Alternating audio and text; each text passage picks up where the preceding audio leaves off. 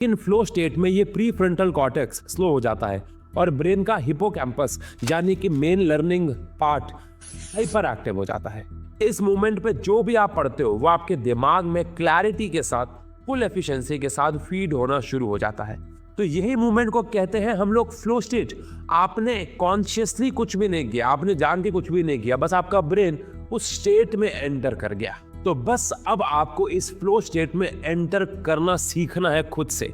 लेकिन वीडियो को शुरू करने से पहले आप में से 95% लोग यहाँ की वीडियोस तो देख रहे हैं, बहुत प्यार भी दे रहे हैं कमेंट सेक्शन पे और लाइक भी कर रहे हैं, लेकिन चैनल को सब्सक्राइब नहीं कर रहे हैं। अगर आपके लिए वीडियोस मोटिवेशन देती हैं तो हमारे लिए ये सब चीजें हैं जो मोटिवेट करती हैं। तो जल्दी से सब्सक्राइब करो, आगे बढ़ते हैं। तो अब चलते हैं फ्लो स्टेट में एंटर कैसे करें।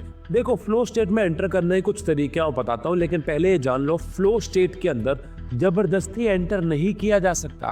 तो स्टेप 1 पे सबसे पहले आता है सेट बैलेंस्ड चैलेंजेस। देखो, फ्लो स्टेट कब अचीव होती है? जब आप किसी बैलेंस टास्क पे काम कर रहे होते हो।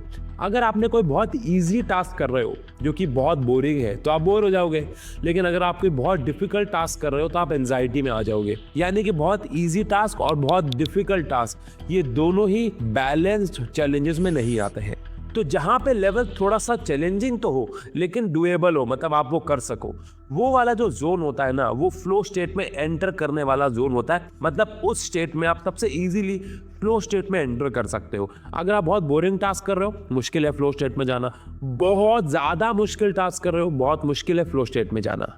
तो अगर आपको ये बीच का लेवल समझ में आ गया तो आओ अब बात करते हैं कि उस चैलेंज को हैंडल कैसे करें स्टेप 2 में। स्टेप 2 यानी कि break challenges in small pieces. देखो, बहुत सिंपल है।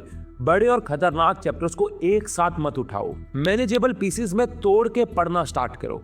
मान लो आपको फिजिक्स का कोई चैप्टर बहुत मुश्किल लगता है, तो सीधा उसके मुश्किल question, graph based question, competency based question, exemplar के क्वेश्चन बनाने बैठोगे तो दिमाग ब्लॉक हो जाएगा।